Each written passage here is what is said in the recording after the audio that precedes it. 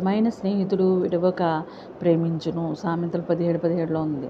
చూడండి, నిజమైన స్నేహితుడు ఎలా ఉంటాడంటే, ఆ పడి ఉన్న సమరయుడిని ఎలాగైతే కాపాడాడో ఒక వ్యక్తి, చక్కగా నూనె రాసి, ద్రాక్షరసం వేసి, కట్లు కట్టి, ఆ యొక్క పూటకోళ్ళ వాని ఇంటి దగ్గర అతన్ని మరి పెట్టి, అతని యొక్క కావలసినవన్నీ ఇవి నేనే వచ్చి అవి ఎలా వెచ్చిస్తానని చెప్పి, ఆయన యొక్క ఎలా భద్రపరిచాడో ఆయన చూశారు కదా. నిజమైన స్నేహితులు అలాగ ఉంటారు.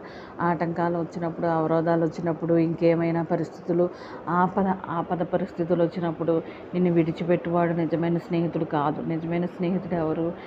మన యేసయ్యే నిజమైన స్నేహితుడుగా ఉన్నారు ఇక్కడ. పోలి ఉదాహరణగా ఈ యొక్క పూటకోలువాని వద్దకు ఆ సమరయుడిని, గాయాలతో పడి ఉన్న అతన్ని అందరూ అక్కడ చాలామంది నడుస్తూ ఉంటారు, కానీ అందరూ ఆయన వదిలేసి వెళ్ళిపోయారు. కానీ ఆ ఒక్క వ్యక్తిలోనూ ఒక ఉందంటే ఆ యొక్క ఆత్మ, అది దేవుని ఆత్మ. మనం కూడా అటువంటి ఆత్మ